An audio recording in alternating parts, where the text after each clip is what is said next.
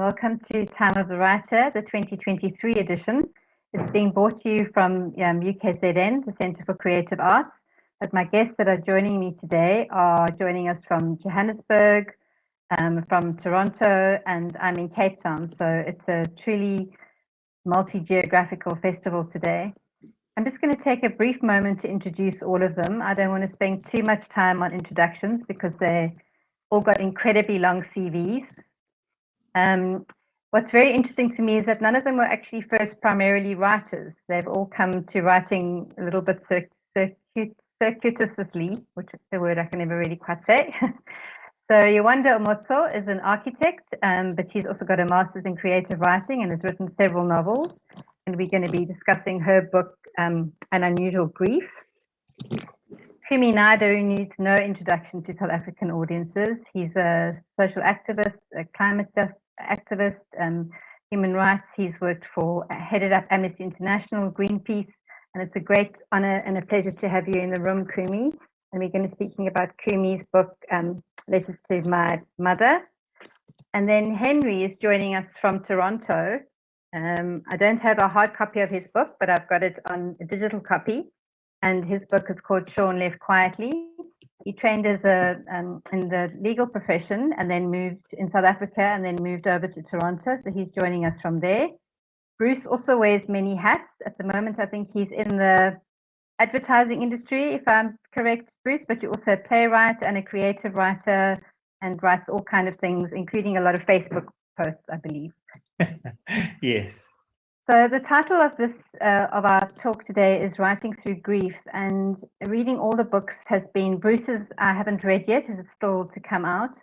But reading Henry's, Yewande, and Kumi's, Letters to My Mother and Sean Left Quietly are both works of nonfiction. An Unusual Grief. Grief is a novel. So what's so interesting is Unusual Grief, although it's a novel, is as profoundly moving, and it makes you feel like the people in it, that you know them and that it's a real life experience as you go through it. So I thought it was really interesting to read the three together, and I think it's a really good pairing. So what I'd like to just ask each one of you in turn, and if you don't mind, I'll start with you, Yewande, because yours is slightly different to the others.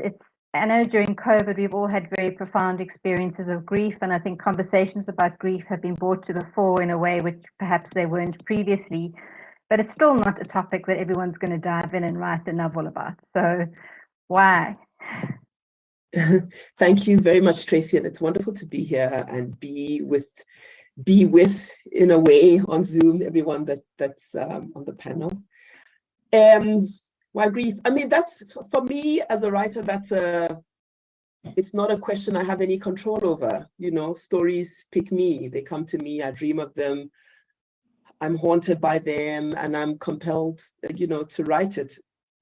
Despite this being fiction, and of course we could have a whole conversation about these labels and what they mean, like what is fiction and what is so-called biography.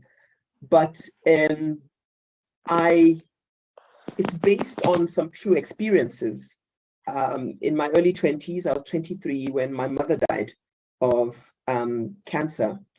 And it was obviously, and remains, I would say, one of the most profound and experiences of my life, maybe short of becoming a mother so many years later.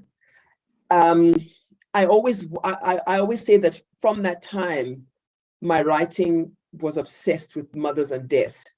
And I think in many ways, my other books, similarly, maybe not as focused, are talk about motherhood and talk of loss and death.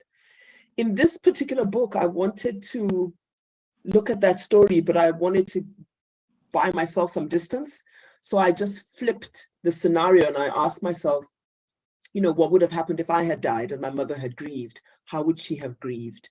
The story is also about what people leave behind, the cryptic pieces that people leave behind that we try and puzzle together to understand something in their death that we couldn't have understood in their life. So in this story, the mom is grieving her child who dies at 23, and they were deeply estranged at the time of the death. And so the mother is trying to, in a way, know her daughter in death better than she knew her in life.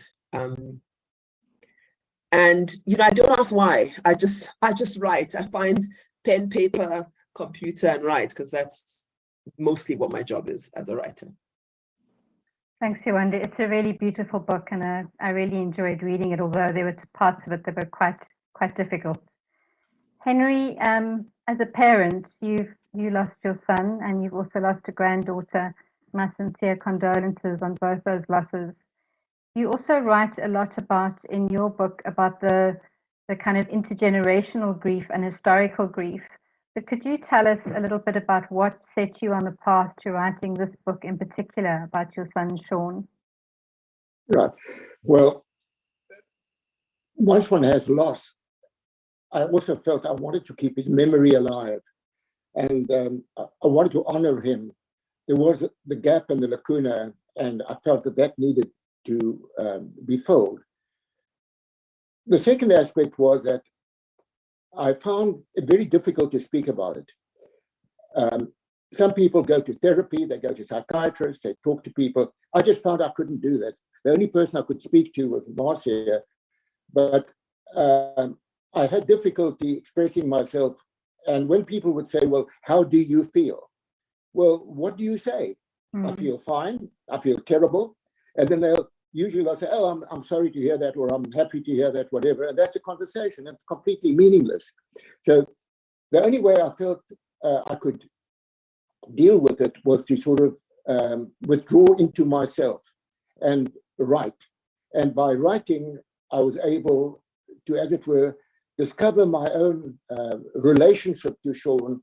And it gave me the opportunity to also unravel many of our sort of shared experiences. And it gave me this deeper understanding of my relationship with Sean and what he meant to the family. And in so doing, I was able to find my own path to the future. So that is why I would say I felt I needed to write the book. Thank you so much, and thank you for sharing it. So it's such a personal and such a profound story to open yourself up in such a vulnerable way. I think is a remarkable gift to your readers. Kumi, you lost your mother when you were very young, and I think the process you wrote the book when you were much older. Had you ever written anything about her death before you sat down to start writing this novel? And what made you start, well, not novel book, when you started writing this book, what was the kind of precipitous moment that brought you to sit down and begin to write it, and your recollections of your grief of her death and then your subsequent life? I think can you unmute yourself, Kumi? Thank you. So, thank you, Tracy, and greetings to everyone. I did make attempts to write shortly after my mom passed. I did actually write a short story and submit it for a Post and Sal short story competition, which I didn't get an acknowledgement for. It probably was really bad. And even though it was not primarily about my mom, my mom was at the center of my emotions in writing it. And then I had lots of sort of attempts to kind of, because I always envisaged if I ever were to write, it would just be a long letter to her. And that's why the book is called Letters to My Mother. And so I think my sister's passing suddenly in 2018 from cancer kind of just brought up the loss in a very powerful way all over again. And I sort of felt I had this unfinished conversation with my mom, and I just had always throughout my life, because she died when I was so young and she was so young. She was 38, I was 15, that we had a lot of conversations that we still needed to have, And so writing in the end was my way of, I felt I needed to account for the life that she had and my dad had gifted me. And so the writing was like a report card in a way for what happened since she left. And so I should just say one thing though, that the entire book I wrote as a letter, but in the process of engaging with the publishers and so on, they said, it didn't work as a device. It was really hard to sustain it, for the entire book. So in the end, I sort of bookended the book with the letters. And sadly, there was one letter that I had not planned to write, which was about the suicide of my son, Ricardo. So the book actually is bookended by sort of two suicides. And I'll just say one thing, that I don't think I would have even been able to survive the news of Ricardo's passing were it not for the therapy that I felt I got from writing letters to my mother. The substance of it was done and submitted before Ricardo's passing. And I think, I know the process of the writing was what helped me finally, come to terms with my mom's passing and to find some peace around it. It doesn't mean, it's ever closed in its final sense, but at least it's in what I would say a sort of a manageability of pain that comes from loss. And so, so in that sense, I'm very grateful that I found the opportunity to write it. To be honest, I've been an activist since I was 15, pretty much the same time my mom passed. I think if it wasn't for COVID, I would not have made the time. COVID locked me down, and I used the lockdown period as a time to work seriously on it. And unlike other people on the panel, I really am not a writer in any in any substantial sense. I'm really more a troublemaker than a writer. So it's a beautiful book, and my condolences on your losses, Kumi. I think to have so many, Yewande's book is called An Unusual Grief, but in some ways it's almost an unspeakable grief that you all write about. I think that Henry alluded to that, when you can't have conversations with people, and your best way to have a conversation actually is with your pen and a piece of paper or your keyboard. Bruce, your book is still to be published, I understand, but it's made for a slightly different audience to what everybody else is geared for. Could you tell us a little bit about it and what made you decide to write your book? Sure. Hi, everyone. So, Tracy, I actually don't think I will ever publish it. It was a sort of private family process. My dad died from a combination of stage 4 lung cancer and COVID, which he got in the hospital with his cancer. And when he died, my nieces and my brother and sister-in-law were living in Cape Town at the time, and they hadn't really spent as much time with my dad as would have been ideal. And it really struck me that they wouldn't know my dad, their grandfather, as well as I would have liked him to. And they were little girls at the time, so I was trying to I was a health journalist and editor for an employee wellness organization at the time. So everything was very cerebral. I'd been writing about COVID from the beginning of 2020 already. So my dad and I had been sitting in the mornings having coffee, watching the news when the first South African case of COVID arrived. And little did we know that a few months later, he would be one of the casualties. And I needed to try and process the state that I was in after my father died. And, they talk about the longest journey that a person will ever take is the distance between the mind and the heart. And so I wrote this book for the girls, just using all the fun and nonsense words that my dad used as a device to hold the narrative together. And an additional sort of roll doll rhyming couplets. And I got them to illustrate the book as well. I got them, I gave them a list of instructions of pictures that I wanted. And then I got it published as a hardcover book for my family and extended family. And how everyone else got to hear about it is that I shared the experience of creating the book on social media as a part of my healing process, and how wonderful it was for my family. So but I don't think it will ever be published for for the public. Okay. Thank you very much, Bruce, and I'm really sorry to hear about your dad. It's an extraordinary gift, though, that you've given his grandchildren, that, you know, they've got a piece of him with them forever. And the process of writing, did that help you deal with your own grief at the time? Definitely. So I'm a copywriter, and at the time I was editor-in-chief and basically a journalist. And so I was a scribe for hire, and I was writing during lockdown. There wasn't anything else that I could do. So I was sat at my laptop for 12 to 16 hours a day. But everything I was writing was very clinical. It had to be peer reviewed. And even the clients that I write for freelance of, financial services providers. So everything was quite cerebral and clinical, and I needed to find a way of expressing how I felt through writing, but also, obviously there were lots of tears, but it's amazing how writing, one little paragraph in rhyming couplets, using silly little words that my dad used to use and nicknames that he used for those of us that were dearest and nearest to him. It was incredibly cathartic for me.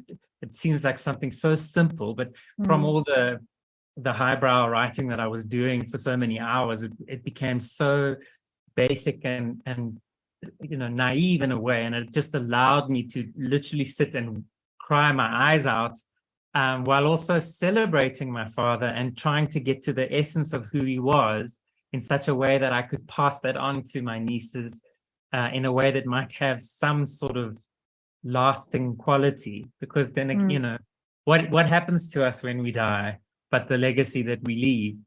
And I felt really compelled to extend my father's legacy into a language that my nieces could potentially grasp, which they seem to have done.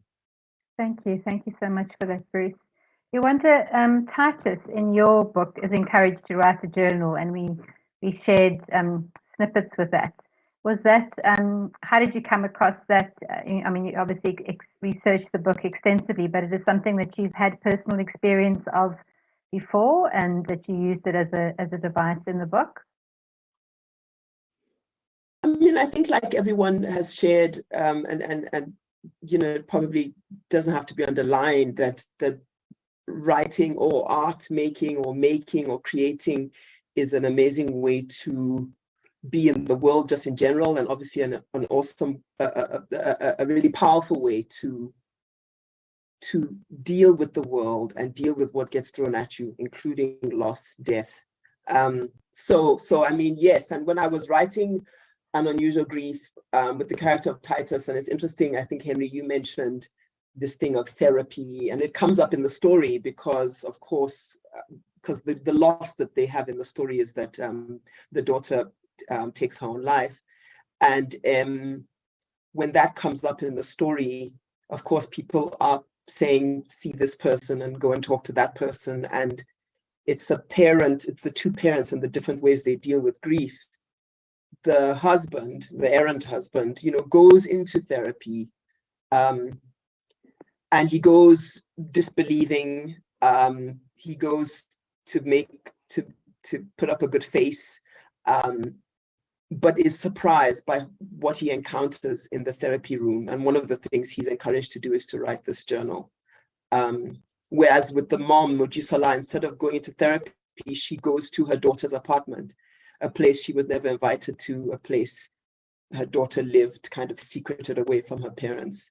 And she occupies that apartment, and she kind of occupies her child, and discovers things. What I wanted to do in the story was also talk about what it is to live and what it is to have desire, even as you grieve and suffer. So one of the things that Mojisola goes through as a woman in her late 50s and a woman who's been in a kind of sexless, unhappy marriage is kind of a revival of her desire, of her like raw sexual energy. And she does it through Yinka's online dating profile. So there's that. But in terms of journaling, sure, as a writer, of course, I write for all and every reason. Someone dies, someone is born, someone's happy, someone's sad. Writing is just how I am in the world. And so, of course, I think it's something to turn to in the different ways everyone here has shared so poignantly, in the different things we're confronted with, the very real pains that we're confronted with. I'm writing all the time, and I have had loss. And so it's just the habit I have to process what's coming at me. I think for people for whom writing's a habit, it's easier to come to than for someone who maybe, is not familiar with writing to understand, or come to the realization that there is something in the actual writing that can not necessarily heal the grief, but engage you in a relationship with grief, which changes as you write.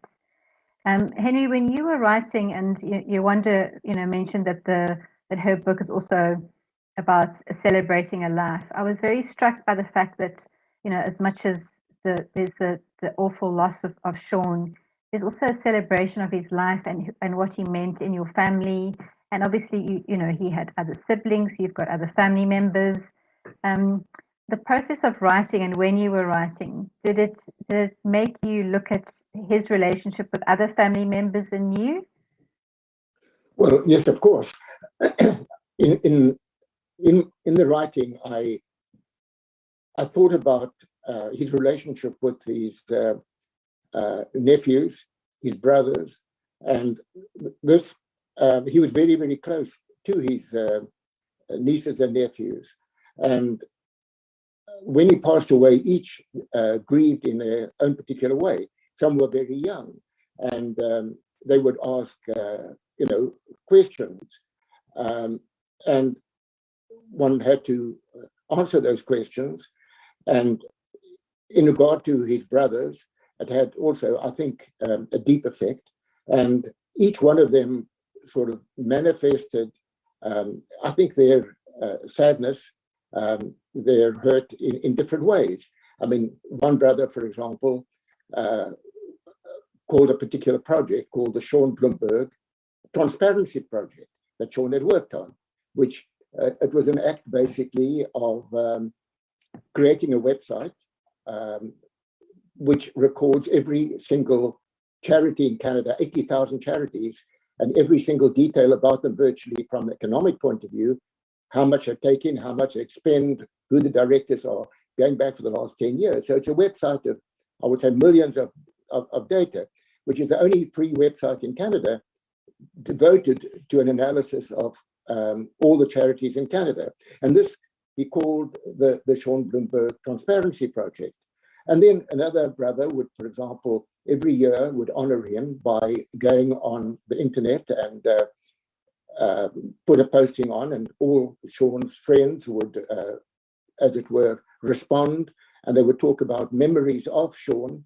And on the date of his death, my son would do the same thing, and he would again post, and again people would come, put forward various memories. And it's quite amazing that 10 or 11 years later, the people are still posting those various memories. And even now, in writing the book, my one granddaughter, she was only, I think, 14 at the time, said she would like to read the book. That was a draft. And she read the book, and she made some very, very good and astute comments. Even at that age, I was quite bowled over because I thought she was an incredible reader. But then I suddenly found that none of the other grandchildren wanted to read it. And then a short while ago, my one grandson, about 14, said, "Grampy, I'd just like you to know, I went to camp," which I knew about, and I took the book on Kindle and I read the book. Wow, I was quite surprised.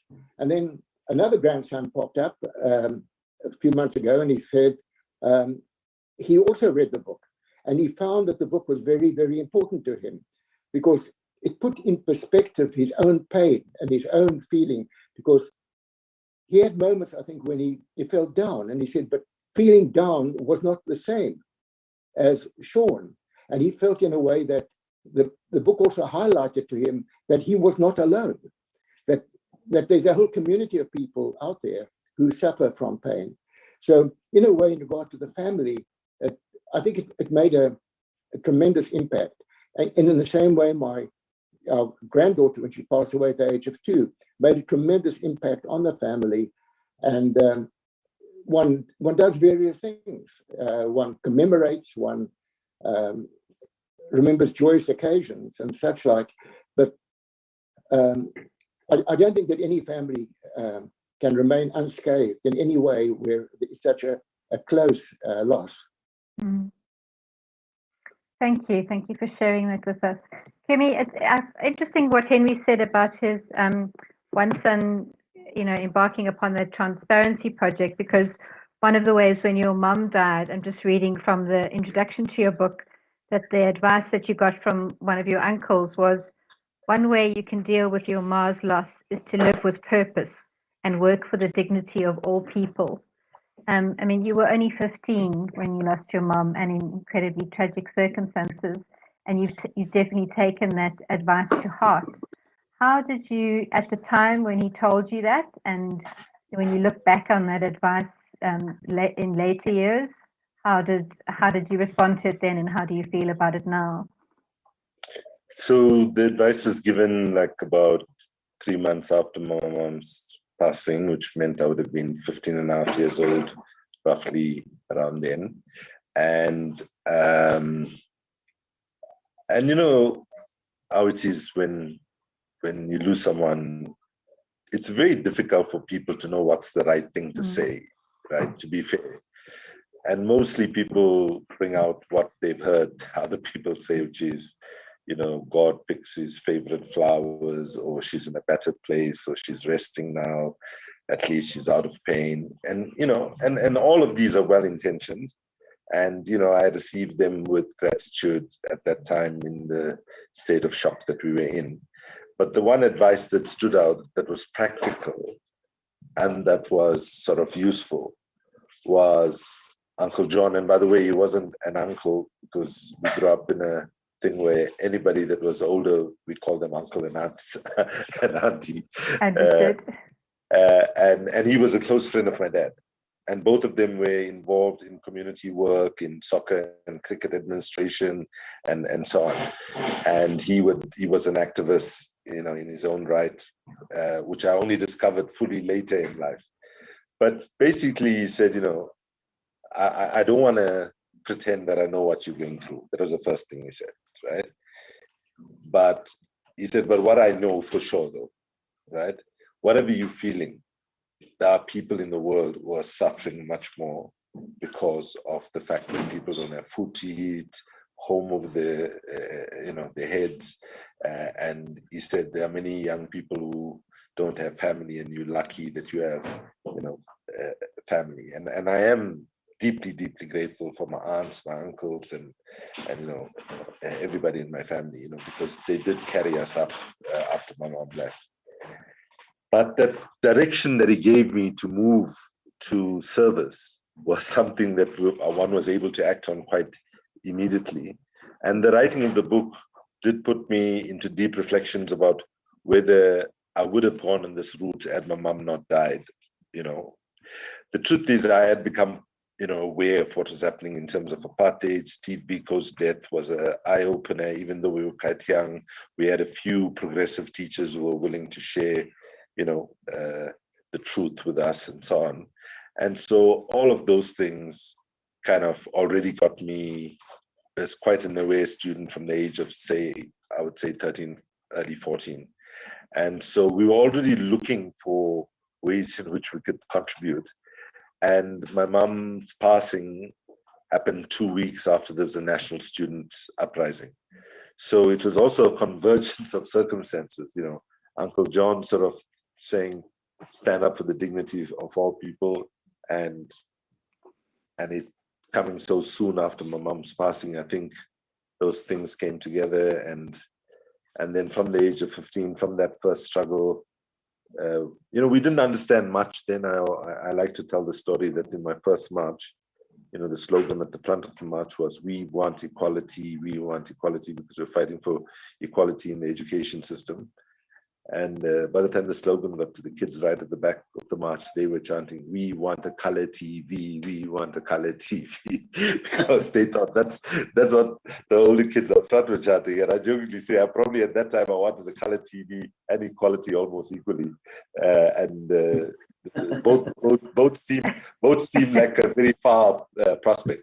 But I today I look back at, and you know, one of the most amazing things was I had not realized how Uncle John saw me, right? Until I went in one of the book launches. His daughter, came, and she said, you know, my father didn't have any biological sons, but he considered, you and your brother as his sons, and he after your mom died, he took real care in his heart for you all. And it was so moving for me to know that, because that's the way he always interacted with me, but I wouldn't have known it had she not said it.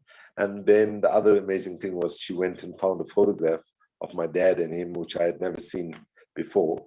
And so, yeah, the writing has brought healing in all sorts of ways, including, closing some loops of information about my father's life, my mother's life, other people, friends and family and comrades especially. So for all of those reasons, I think, I'm very grateful to what the process of the writing has offered me. I think that's what the incredible thing of when you send a book out into the world, you have no idea, who it's going to touch and how it's going to reach people. And as you say, how that process of healing, not just in your own family and uncovering maybe connections and that you didn't know previously. And in a way, with Ricky's death, the foundation that you kept continuing in his name, you're continuing that spirit of artivism and activism in his name. So his life will also live on in what you plan to do in the future. Could you tell us a little bit about that, if you don't mind? Yes, no, thank you. So, in January 9th of last year, Luisa and I spent the afternoon with Bianca and Ricardo, and one of the conversations we had, and with the kids, and one of the conversations we had was where he was saying to us, like, hey, you folks, you'll work so hard and you've been working like this for as long as I can remember. And he was chiding us and saying, but things are still bad, people still living in poverty, inequality, climate and environment and so on is all bad. Sort of saying, hey, why don't you just chill a bit and work less, and because things probably won't be substantially different if you all actually took it a bit easier. And part of that conversation for me was consolidating a journey, intellectual journey that I had started about a year ago, inspired partly by him and partly by other cultural creatives that I was meeting across the world, right?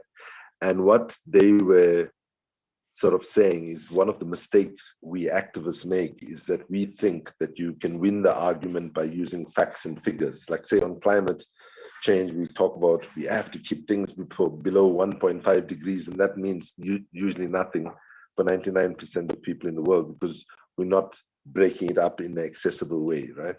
And part of the critique that he offered was, we must not neglect the heart, that people are moved more by emotion. Like, so for example, if you ask somebody, like, what's the best movie or book or speech you heard, they might remember one that stands out. And then when you ask them, well, what exactly was that book, that movie, that song or speech was about, most of the time people might not be able to remember. But what they remember is how it made you feel, right? And that's such an important thing that I believe activism doesn't take into account, and I say that in a self-critical way. So I was in a journey anyway, with very thoughtful and wonderful guidance from Ricardo to help, clarify that. And so, the thing is that we didn't need a foundation for like keeping his memory alive, because his music already offered that, and he had set up this wonderful festival with Bianca and other friends called Cotton Fest, which gives young artists a chance, to appear. So, but when we fully realized, and to be honest, I think we only fully realized after his passing, how much of love and affection there was for him amongst young people in particular, and people in general, that we felt that given the situation our country is in, we need to deploy that affection in some positive way. So we will shortly be officially launching the Riki Foundation for the promotion of artivism, which will do a couple of things. One, do what Riki did, which is support young cultural creators from poor backgrounds and give them an opportunity to make it, which is, we didn't know he was doing this without any sort of foundation structure and so on. He had helped scores of young people. The second thing is we feel that South Africa now as, it's not new, but we have a massive mental health crisis, right? And we want to try to contribute in some way. And so we will be focusing on mental health as a key concern and supporting those organizations that are in the field and those that are emerging as well. And the third thing is also to just support, communities, and one of the key songs was "Stay Shining," and that song was basically saying, life is really difficult and challenging and so on, but be positive, stay shining, and that'll give you the best chance to get out of the bad situation that you're in. And so we have this notion of just promoting the idea of stay shining communities, where people are not waiting for government to do things for them, but people are getting together and organizing and doing things for themselves. And generally, we're going to be contributing globally to promoting the idea that whether it's climate, whether it's gender equity, whether it's economic justice, whichever agenda we are fighting, those agendas will best be served by arts, culture, and activism coming together in more united ways. And that's what we're calling artivism. I'm not saying artivism solves the problem, but I can guarantee you without it, we don't stand a chance, because we are losing the communication battle. We talk in ways that are not accessible and so on. And last thing I would say is, they say children are sometimes the most powerful teachers. And I'm grateful for this journey that Ricardo and other young people in my life set me on. Thank you very much, Kumi. Henry, I know that you've been very involved in the issues of mental health and the mental health of young people. Prior to Sean's death, were you as involved? And listening to Kumi speak, and the fact that there is definitely a mental health crisis globally amongst young people for various reasons, which we don't have enough time to unpack in this session. But I think that it's profoundly obvious how that impacts not just individual families, but I think communities and the broader society. What are your thoughts about dealing with that? I think the whole question of mental health at the moment, the question of suicide, it's become in some ways an epidemic. It affects every single society, and it's an undercurrent that most people don't seem to want to acknowledge. And one of the things I tried to do in my memoir and book was to uncover the layers in our own family, where we never, not for one moment did we think it was mental health issues, but it really was. And when you look at it through a different lens, it was mental health. The story, for example, of an uncle who at a railway crossing outside Johannesburg was hit by a train and he was killed. And it was terrible that, the uncle died as a result of the accident. And that was the story. And then about a year or two later, my mother happened to say to me, it's a strange thing. It's really, really terrible. The railways are suing the estate of our uncle for damage to the train. And then the realization came that it wasn't an accident, that he had difficulties, he had suffered from depression, and he took his own life. So a lot of that becomes unraveled. And in the book, I explain a number of instances where family members suffered from depression, but one didn't really talk about it, you didn't know about it. And one of the people that really affected me, she landed up what they call, I think, in Grahamstown, and at the hospital there, and I went to visit her, and it awakened my eyes. And when in Toronto I was asked to join a foundation of a psychiatric foundation, And I was on the board for about 9 years of that foundation. But it wasn't, as it were, personal in the family. I didn't sort of realize it. It's only when I actually when it came and it hit home very, very hard in the case of Sean, that I realized that it hits everybody. And even though you think you are not part of it, it was as if a veil became taken away, and I could actually see the reality.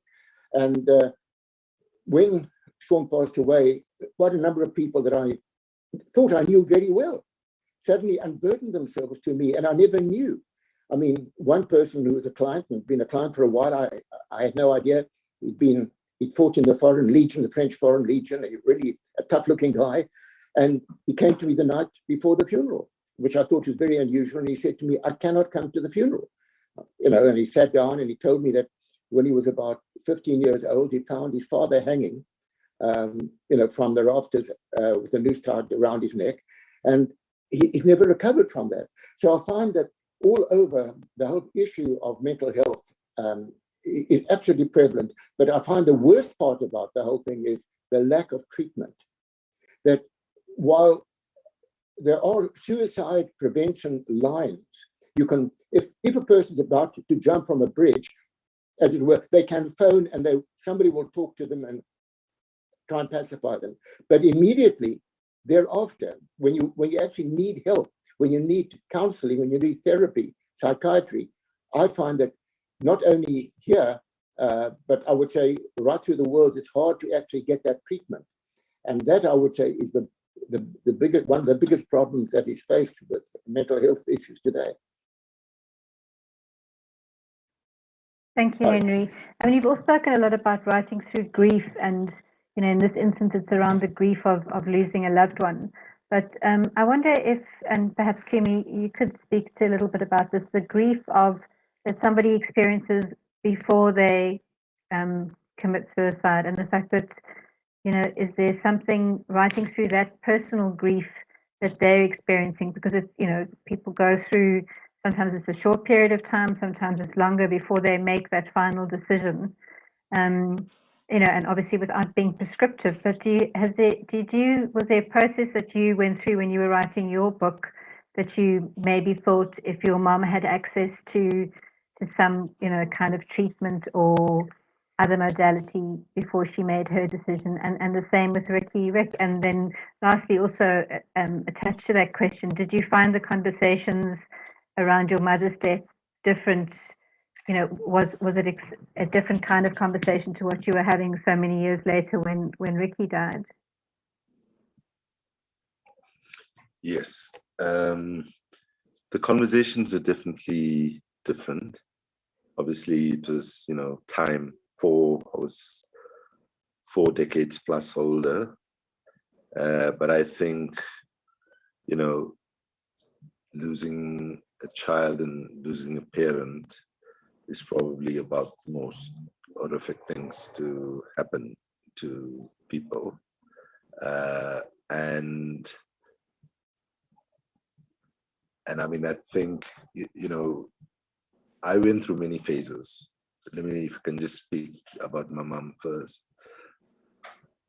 Like, for example, when I started writing, my anger levels towards my dad were much higher than in the process of the writing, that I came to understand things in a much more deeper and nuanced and ambiguous way than I had as a 15-year-old, seen everything in black and white kind of thing. And so I think that when people can actually bring themselves to actually write through grief, one of the positive things you get out of it is new understandings and new sort of perspectives. Like, I mean, I had made peace with my dad before he left us, but I think the process of the writing, kind of just consolidated that healing journey with regard to him as well. But obviously, you know, as a child, when you're faced with the trauma of the loss of a parent, especially when you think that your parent had a choice and she chose not to be with you, you go through first, you know, all the sort of stages of grief, I guess, you know, the absolute shock, grief, and then bewilderment, you know, just once you start trying to figure it out, why, that's the main question that you're trying to figure out. And then when you ask the question of why, then the answers can be very different for everybody, right? Because for some people, and I took the easy way out, of course, right? I took the easy way out just to say, oh, she was upset with my dad for A, B, and C, and that's why it happened, right? And of course, that was important part of, you know, but like, for example, I didn't factor in how important losing, you know, the first loss I had was losing my youngest brother, you know, shortly after he was born. And, you know, that I completely, to be honest, you know, I never factored that into my thinking until I started writing, right? And then I just thought, I just remembered, you know, after my brother passed, you know, literally days after being born, my mom just was in bed crying for like 6 months. There was the only medical support was a sleeping pill. And ironically, that was exactly the same when my mom died for us. The only support that you knew, if they took you to the doctor, they gave you an injection to put you off to sleep pretty immediately. And then after that, it was just these very strong sleeping tablets. I was very grateful for those. I'm not wanting to hit them too badly. At that time, it helped me get some sleep, which I needed. But I think, you know, the different phases one goes through, it's not linear as well. It's not like you go through a phase where you're very angry and then you stop being angry and then you start being compassionate and having understanding and so on. The difficulty is you can go back and forth in those emotions. You know, it's not a linear process. So, you know, that is, especially I think the question of suicide, you know, particularly add something. But I found the words which I would like to share of creative writing academic Brooke Davis very helpful when he said, grief is not neat like a narrative arc. It does not end. It is not resolved, right? It does not follow a checklist of emotions from beginning to end. It is not one thing or the other thing. It's a lot of things. So that's what I would say. You know, there's a lot of emotional stuff, and I think maybe just for people who are looking for what writing can offer. And I don't think, you know, one has to put the burden of publishing. I didn't know whether I would publish at all, you know, though I hoped I would, but I didn't, it wasn't a done deal in my head. But, you know, the whole idea, you know, as was said by my fellow panelists, I mean, I cried a hell of a lot. You know, I went through the process of working with a young intern, telling the story on tape as the first thing. And I choked up all the time, you know, but I needed to do that because I had not done it, right? It was a process that, you know, needed to happen. So yeah, I hope that's a little helpful. I'm sorry it was a bit long-winded. No, that's perfect. Thank you very much for sharing that, Kumi. I mean, you've spoken about, you know, not to have the pressure of publishing on it. I mean, you've mentioned, Bruce, that you know, you have no intention of publishing your book to a wide audience. So I think that's a really important thing to remember, that, you know, writing through the process of grief doesn't mean that you know, I mean, if you want a publishing deal, that's one thing, but could you maybe speak a little bit about when, you know, your process of writing, was there at any time, you know, you had your intended audience, and was it different knowing that that was the audience you were writing for when you were writing? Is that me you're speaking to, Tracy? Yes, thanks, Bruce, sorry. Yes. Yes, definitely. I mean, as an editor and a copywriter, generally, I'm always looking at the general demographic. What is going to appeal to the most people in the most profound way? What's going to get them to change their lifestyle and be healthier, or what's going to get them to buy this product that I happen to be selling at the moment? And with this project, I can actually show you. It was a personal process where I got to involve the girls in, I got them to draw pictures, and I took a whole lot of photographs that featured them and my dad, and then I considered all the silly nonsense words that he would have probably used with them if he'd had an opportunity to spend more time with them. So they didn't call him Grandpa, or his nickname was Babzoo. So the book is called Bye Bye Babzoo for that reason. And I got to write something intensely personal for a change. And that was, I think that, as you mentioned earlier on, it was such a wonderful experience for me to create something that wasn't going to be commercially viable, that wasn't going to be transactional or it was just writing for the sake of writing, art for art's sake. And it's just been a wonderful way to celebrate my dad. And also, anyone can do this. You can write your own children's book celebrating the life of anyone that you love. And there are companies all around South Africa. You can send them a PDF and you can send them the words, and then they'll put it into a lovely hardcover book. And you can have as many printed as you like. I think I had about 10 or 12 of these printed, which I then sent to, close members of family.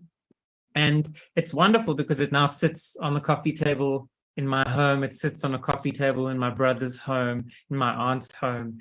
And it's a wonderful conversation piece because people often pick it up and, ask, is this a kiddie's book? What is this? And then I get to tell them the story and I can show them the pictures of my dad and, the silly words that he used, like Kamalya Pachabul and Kunch and Urip and all these silly things that he made up that became part of my family's patois that will now continue, in one way or another. They'll continue to live on. And it's been a wonderful way for me to celebrate him. It's a really beautiful book. Thank you for sharing it with us. Henry, you've mentioned that some of your grandchildren have read your book. And I'm just wondering, I know that this is not your only book that you've written, and that's one of the generational traumas that you deal with is that of the Holocaust. We've spoken how difficult it is to speak about suicide. Conversations around the Holocaust, I think, are as difficult. And the process of writing, and as Bruce has mentioned, when you have a book, something that sometimes if you can't have a conversation in words with someone face to face, if you've written something down, it's easier to give them the book and let them read it. Could you speak a little bit about that? And if there's words that you've written down and shared which maybe weren't as easy to have conversations about, but the process of writing them and sharing them in written form enabled those conversations to happen. Right. Well, sometimes there are the words that are spoken and the words that are unspoken. And in the unspoken, I would just like to show you the cover of the book, which, like Sean left quietly, and it shows a canoe moving away across a lake. And it's actually a photograph that I took. And in a way, it mirrors, I think, the feeling of nostalgia. And in the book, if I can just quote there, I said, in the recesses of my mind, I kept hoping that early one morning, standing on the deck of our Muskoka cottage, watching the dark sky turn pink over the lake, I would see our canoe gliding slowly out of the receding grey mist, and there would be Sean paddling back to us. Rational thinking cannot compete with such yearning. And the yearning for, and the reality, that is paramount. In other words, in a way, I think that to many of the, especially the children and the grandchildren, I don't know to what extent the reality of his going mixed in with the yearning of his return becomes paramount. Now, the second thing is that relates to Sean, but then the second part, I started first of all writing about what happened to the family during the Holocaust, and that relates also primarily to your question. During the Holocaust, I believe that every member of our family had been murdered. Everybody had been killed. My father did not know a single family member that had survived. And that is the book I started writing, and I did the draft of that, and I was ready to send that out. And then my wife, Marcia, said, look, what is the most important thing that has happened to you in the last few years? And that's how I came to drop the first book and do the Sean Left Quietly. So now I've returned to the other, and I'm finishing that one off. And the sort of the trauma that happened, even though nearly 100 years ago, or whatever it may be, that lingers on. And that the trauma of loss, whether it is by suicide or whether it is as a result of the Holocaust or people being murdered in writing, whatever, all of that becomes the trauma that lingers with the family for generations to come. And I did an enormous amount of research to try and find out what actually happened to the family. And I went to Eastern Europe on research at least about 12 times, and I learned a lot. And I actually found 3 members who actually survived concentration camps. And I met them, and it was an incredible experience. And then I met family members who had left before the war. And it opened up a completely new world to me of reuniting with family. But the trauma, I would say, lingers on generation-wise. And even though one thinks it happened and it's over, it is never over. And I never thought that what happened during the war would affect me that much. And I know that in whatever I have to say will reflect itself in what I write. And the message in writing will open up to my children and grandchildren what happened, which I know I cannot actually articulate to them verbally. It will not have the same meaning as the written word. I think that's so important.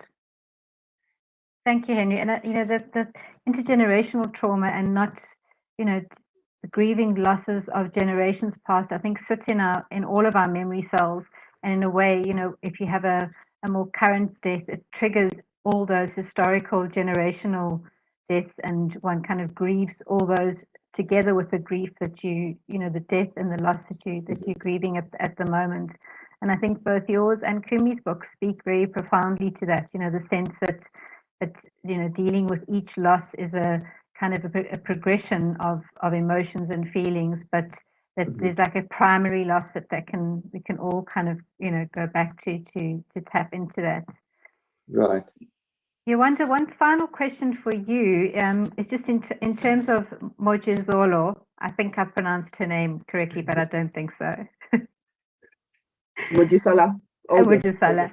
I feel like next time I walk down the main road in Claremont, I'm going to be on the lookout for her, because she was just such a real character, and her sense of grief, and speaking about writing, and she's almost like you've written her out of your grief. She's like a product of your own kind of personal grief. And I know now when I walk even just past Ardeen Gardens, I'm just going to keep a little eye out and see if I see her.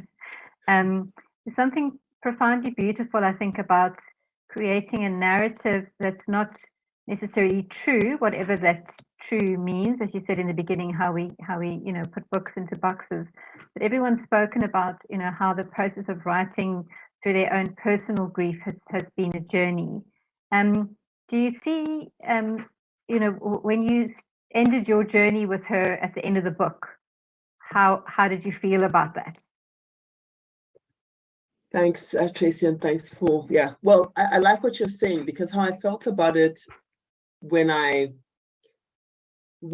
we turn the last page of that book is the idea is that the character keeps on living beyond the page, because when I'm writing, for me, there is a Mojisola somewhere. I mean, she's somewhere. I don't know where.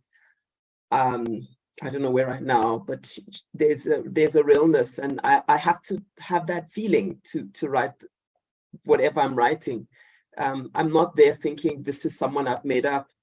I'm there thinking, I mean, there's so many different ways to talk about how we create, but one of the ways I think is that the story actually exists. And my job is not to make it up. I mean, that's insane. My job is rather to catch it, and catch it as well as I can and document it and put it down. So there is a Moji somewhere. There's a Hortensia somewhere, and for a brief period, they whisper to me, or I eavesdrop on their lives, or I try and figure stuff out, almost like a detective, and I try and capture it. And I do it well, or I do it not so well, or I do it badly, but that's the task. So I hope she's somewhere. I hope she's thriving. I think I agree with everybody. Grief doesn't end. I mean, I've been thinking that and also it doesn't necessarily taper off either. Because sometimes, as we've all said, something else happens. When I had my kids, my grief of the loss of my mom was enormous, because I just, every day I still have that grief. They're young, and I think, oh, my mom, and that's going to be with me. They'll be older and they've never met. I'll have to tell them who she was. And so it kind of does that, maybe, if you want to try and get a graph for it. But the notion that, it goes away or it tapers off, I think is inaccurate. And the other thing I really wanted to say, to just acknowledge how moving this conversation has been, is really, I feel like we're talking about the shadow. We don't, and we talk about suicide and mental illness, and these are the shadows. And unfortunately, we live in a world in general, and in a culture in general, or a dominant culture, where we don't tend to the shadow. We don't spend time on the shadow. I loved what you were saying, Bruce, that this book is on the coffee table.